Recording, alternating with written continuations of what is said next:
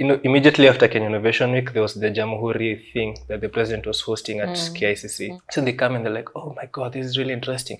I think the president will want to love this. Oh, okay, thank you. I don't know, he's the guy from me. So I'm like, okay, thank you so much, sir.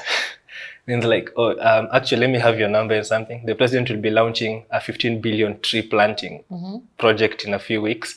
It will be interesting for you to meet him. Oh, thank you. That's it. So the president launches this Jazamiti initiative, the 15 billion tree planting, and they invite me to there. And they give me like a small space. So by that exhibit. Yes, to the president. The thing that you have that you're not even too sure of, but God is still using it, and it's working. Yeah, but that period between that time of being told that and the period between the president saying that, don't sleep, you don't do anything, because you're trying to refine everything.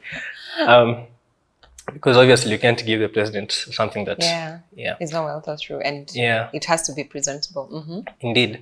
We go there to Konabaridi, we are presenting the president alongside some guys who are also presenting something almost similar to what you're doing. So there's only two guys. Then the president's like, oh my God, I love this and all that. He's not even supposed to like talk to us that much. And then he stays like, I think 20-30 minutes asking me questions and everything. Wow. Takes photos, posters on his timelines. That's how everything changes again. So the president posts you on his timeline. Somebody else applied for me to get to Obama Foundation using those photos. Yeah. And the next thing I know, we're getting into Obama Foundation. Or I got to Obama Foundation. Obama Leadership Foundation. Yeah. And it's because of this one step at a time and all these things happen. For me, that speaks of, you know what you're saying about to whom much is given, much is required. But the other side of the story is that he who is faithful with little will be entrusted with much. Because you are literally moving step by step. And to leave a job that was paying you a salary, which is what we were calling the comfort zone, and then ending up to go and invest your time in something that you're not even sure of. You just know, okay, there's something here. Let me follow that small spark that is, igniting. Let me try and see where it leads me to. That's a powerful story. So you get to the point where you have visibility. You're now an Obama leader, Obama Foundation leader. And then what happens? So President Obama chooses the post to post on his World Environmental Day last year. Chooses me, highlights me. Again, the traction goes way up. Now it's global. Yes, I know it's like really big. We post, he has these meetings with like his foundation fellows, invites me and everything. That's where like everything changes. Now we start like become a global trotter. And everything, which is really humbled and grateful for. But somewhere here behind, if I take you back a little bit, one of the things we realized is that we had a lot of people who were now coming and saying, we want to be part of this and we want to help in the environment and everything. Because every time I was given a chance to talk, I didn't used to talk about Hyapak. I still don't much. I talk about what we can do to change the environment. And people come and they're like, we want to do something.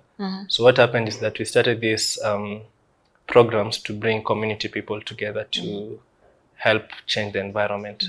And we started this thing called Adopt a River, where the idea is to go to like a community, tell them about climate change and why it's bad and everything, and tell them why polluting the rivers is like a really big problem because it ends up with marine pollution and everything. Then you get them together to do like a 1-hour cleanup session of a section of the river and tell them, you guys are like the guardians of this river, nobody should trash here. It works. So people come, volunteer their time, their attention, their tools, their everything. They clean up like that section. That's really awesome. For me, that also speaks to your leadership capability. Because it's one thing to be an innovator and you can just be stuck like, a coder in your room coming up with something. But it's another thing to be able to inspire people to follow the vision and the dream that you have. Because a lot of young people, mostly, they wait for someone else to tell them what to do. But it takes a lot of guts and boldness and innate leadership capability to be able to chart a path and then for people to follow you, including leaders. Because that's what leadership is about. You came up with an idea and then there are people who are now coming around you because of what you're doing.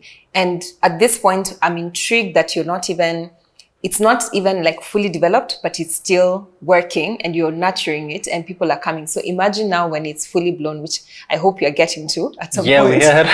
Okay, so you finished, you've now become a global celebrity, or you have all this visibility. What's that doing to the development process? Because are you still developing the product? It hurt me a bit timeline wise. Okay. All the attention and all the because I'm spending like half of my time inside country and other half outside. So the product development timelines, the way we had envisioned them, are not happening very well. We're getting some bit of financing here and there. Not so much, but good enough to like sustain the development and everything else. But then, on this aspect particularly, this is a bit technical. So you need like really good guys on stuff like industrial chemistry, chemical engineering, and such kind of backgrounds. So it hurt our timelines a bit, a lot, I will say. But we still managed to like try and recover everything. And so happened that even when the king came, he was like, let's meet. Wow, that was big. And to like bring it like really closer, then we even won last December the best innovation at COP28. Wow, the last COP. Fantastic. Yeah, in Dubai, and that was like really good. And this is for Hyapak. Yes. Okay.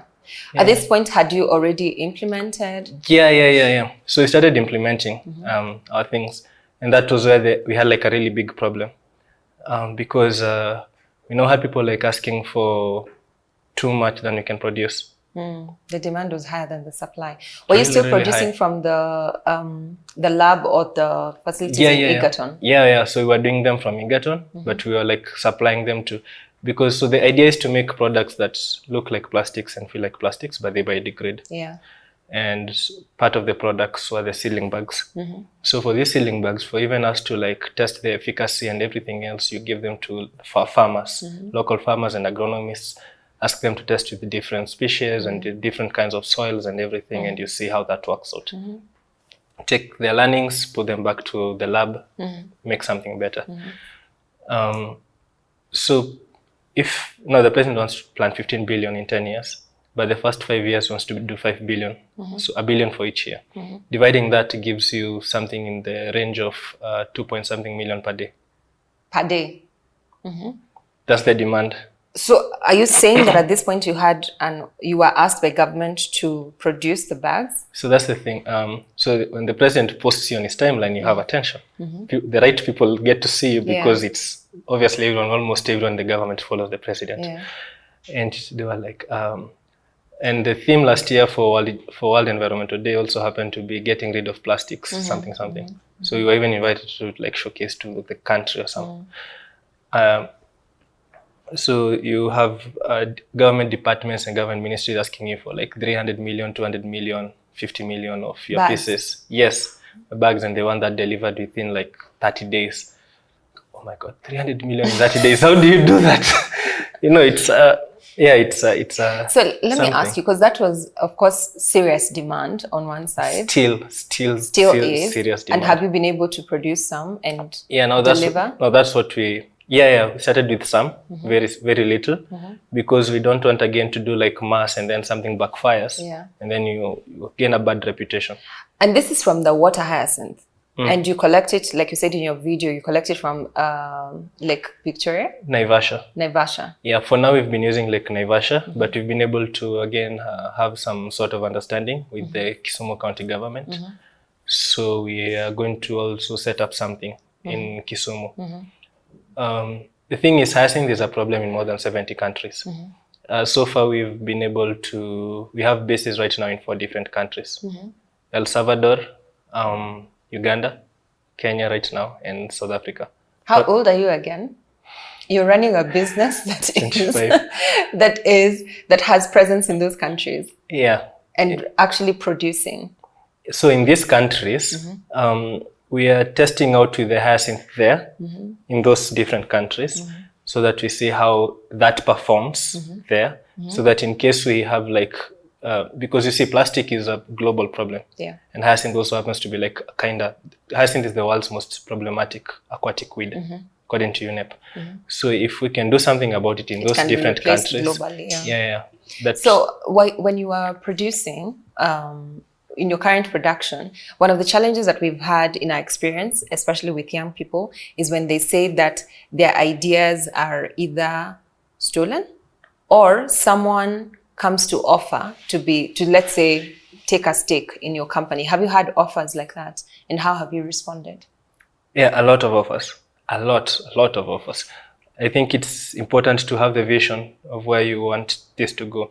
You see, the reason why we started Hyapak altogether was to change the lives of these fishermen. So right now, how it works is that we have these fishermen literally harvesting the hyacinth for us. We pay them something small, but even beyond what we are paying them, they're more than willing to like harvest it for us. Because to them, it's a problem, they're like, and they need it resolved. And they're like, if this works, and if whatever you're trying to do works out well and everything goes on well, this is like our lifeline. This is our new thing that we're going to get money from. So we want you to work because we are supporting you. So they're like willing to go an extra mile. And are you saying that the people sometimes who come to offer you to be either partners or to buy a stake may not necessarily have the same vision? Yeah, that's the thing. I wanted this to be like more of a social enterprise where we give much more to the community back then. Still is the vision. And most of the people who are coming on board want to take the technology that we have to use them in some other fields that might not necessarily be helpful to people, you know. And also looking on how they can do the privatization to money first, people later. So as an entrepreneur and as an innovator, I can tell that you started from an idea and you have a very curious mind. So you're able to transmit that idea into something that you don't even start with the business part of it. You start with the solution and focus on the innovation, which is brilliant. They always say that if you focus on addressing a problem for people or solving a problem, then the money and everything else that comes with the business will come. And that's evident from what you're doing. I'm just wondering, based on your story, and if I look at many or different young people, what would you say makes you different? Because there are many young people, like I said, who've gone to the same campus perhaps, or even better ones, but then they may not necessarily translate to innovative ideas. What is that thing, or how is it that you've ended up producing so many innovations in your life to the point where you've gotten such visibility that is commendable? Yeah. Thank you. I will say I will not replace grace and favor with anything. You know, that will be the first. Because I recognize lots of people do what I'm doing, even better things, but have not yet been privileged enough to get here. And I will also take it as a privilege of being in how circumstances shape you. Probably I could not have been in that boat that was the Hyacinth thing. Probably not have attended university or something else. So these circumstances and everything, I wouldn't put that away. It's something. But I get the biggest problem I usually have with my generation and our young people and even people younger than me is that people don't want to think outside the box. You know, so you've been confined to like what you studied in school. That's the only thing you want to focus on. So for example, if you did something on like accounts in campus, you come out here and the only thing you want to do is accounts. And if you don't get an accounting job, then your life is over. So I will think, and I will probably say that the best thing is to diversify your mindset so that you're open to like opportunities in different places, because opportunities will come, but not necessarily where your background, your academic background is. So be willing to like venture in and try it. I went to L'Oreal, a cosmetic firm. I'm a civil engineer by profession. You see, those are like two different worlds apart, and still managed to like carve your way in and do something. And then no experience is wasted, because I know one of the things that you mentioned is networks. Sometimes it's that service, and then also just faithfulness. Because if you are not faithful in that position that you were given at L'Oreal as an intern, you'd probably have. We always think that I need to be good in one area, and then you forget that everything that you do contributes and adds towards the story of your life. Because for you, for example, the moment someone nominates you for something, those people always do background checks, and they only need to find issues in your background because you are not diligent in one area or faithful in one area, that then messes up your qualification for that, opportunity that came your way so easily. So it's important to always make sure that wherever you are, you do well, knowing that it's like you're depositing, it's an accumulation of the kind of person that you are. Yeah, that's the other thing, social media, that you mentioned it. Yeah. You'll find that most young people will just post anything for the sake of posting. It might become detrimental to you when you get to some other position. Yeah. You heard of that CNN guy who was working for CNN, something he posted on Twitter very many years ago came back to haunt him. Yeah. We've had like a lot of instances where young people just posted some random things on their social media. It hurts even their being interviewed and for some roles and something. So social media is a really big thing that you really need to be careful on what you post and where you post it. And that's profound, especially because one, of your generation, and then secondly, because nowadays everything that is online is your online profile, and it's not, as people associate everything that you post and everything that you put up to be who you are, which is, I'm just agreeing with what you're saying. Yeah. So let's bring it back to green jobs. In Hyapak, you're obviously solving an environmental issue. You're creating jobs. You're changing the lives of farmers. You're changing the lives of fishermen, which is absolutely amazing. And on Green Jobs Africa, one of the things that we've been telling young people is that green jobs are real. And in this season 2, we are hoping that we'll tell stories like yours to showcase that it's no longer a theory, it's actually practical, and there are people that are benefiting and people that have been working in the background and can now be able to showcase that they're solving a problem while creating jobs for themselves and then for other people. So speak to the issue of green jobs, especially from a youth perspective. Many of them normally say they need skills, which is good. You know, sometimes you'll need to upskill, especially if your background did not have that kind of training. But then, do you see the opportunity, especially when it comes to green jobs in Africa? Yeah, so a couple of things. First, Africa has the youngest population. median and mean population age in the world. And I read something at WEF that Africa needs 2,771 jobs per minute, new jobs per minute to keep up with everything else. Growth, yeah. Again, you realize that the problem that's affecting us as young people is that we want to be employed more, but not creating jobs more. Yeah. And it's a huge problem if you extrapolate this over the next couple of years, because then that means that you have more job seekers than job creators. One of the areas that we can have these green jobs being done is like in agriculture.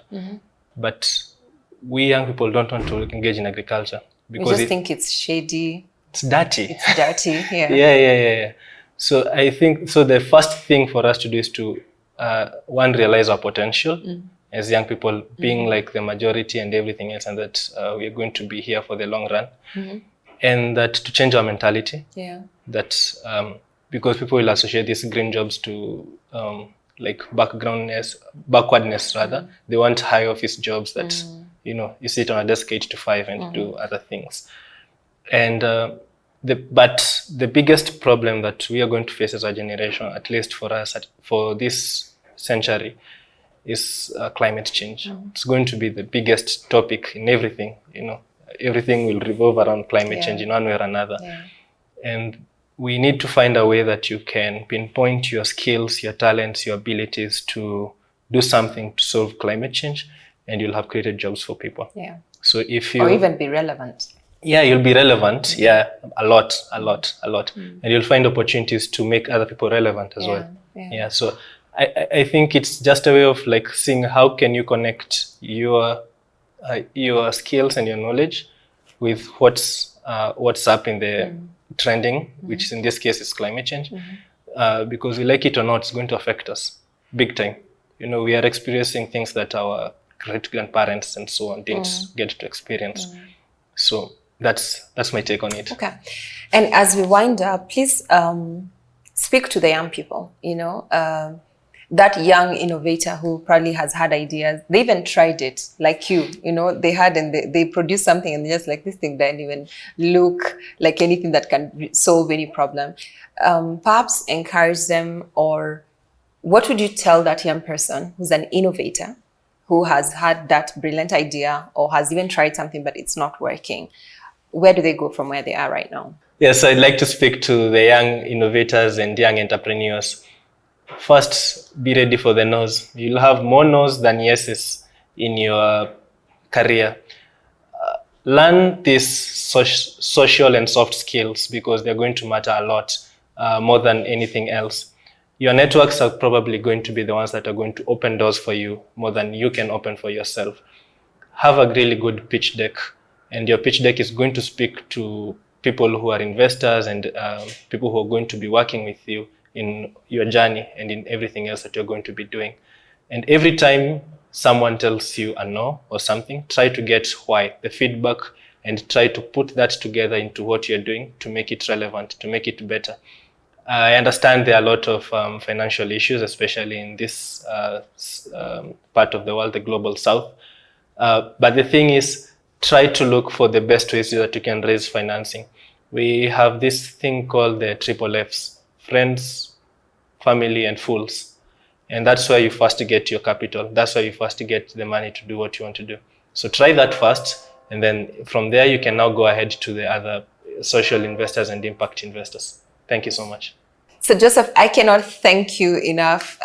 Just listen to your story. I know that there's something about you. And I hope that every young person who listens to your story will be inspired, will be challenged, and will also just be encouraged to be able to pursue either their dreams or to get out of their comfort zones. That's one of my biggest take homes. And I know that you didn't stop with Hyapak, right? Okay, yeah. And that there's something else which will come in a later episode, which I'm really excited to hear about, because that is more tech oriented, which is awesome. I absolutely love it. Thank you for hanging out with me today. You're welcome. Thank you so much for having me. I cannot tell you guys how much more we have in store for you. Green jobs are not pie in the sky, sort of like thought or something that's just out there. There are many young people, different age brackets, who are doing something about this. They've taken this narrative beyond the narrative to actual action on the ground. They're transforming lives. They're transforming their communities. And today you've got to hear from, or you heard from Joseph, who came up with this Hyacinth product, which is absolutely amazing. Please do catch his story if you've not listened to it, how the product works, how he came up with it in particular in terms of the formulation and all that. And that is in a separate episode, so you can feel free to catch that. We can link it in the comment section below so that you're able to watch it. But thank you for hanging out with me. Today has been amazing, and I'm excited to bring you more stories, because that's what we get to do on this season 2 of Green Jobs Africa. Please do like, share, and leave your comments in the section below if you want to get in touch with Joseph, or you want to hear his story, or even want to get to learn more specifically how you can develop your product from another innovator. His Twitter handle and social media handles will be linked below in the comment section, so please reach out to him as well. My name is Sellah Bogonko, co-founder and CEO Jacob's Ladder Africa, and this is Green Jobs Africa.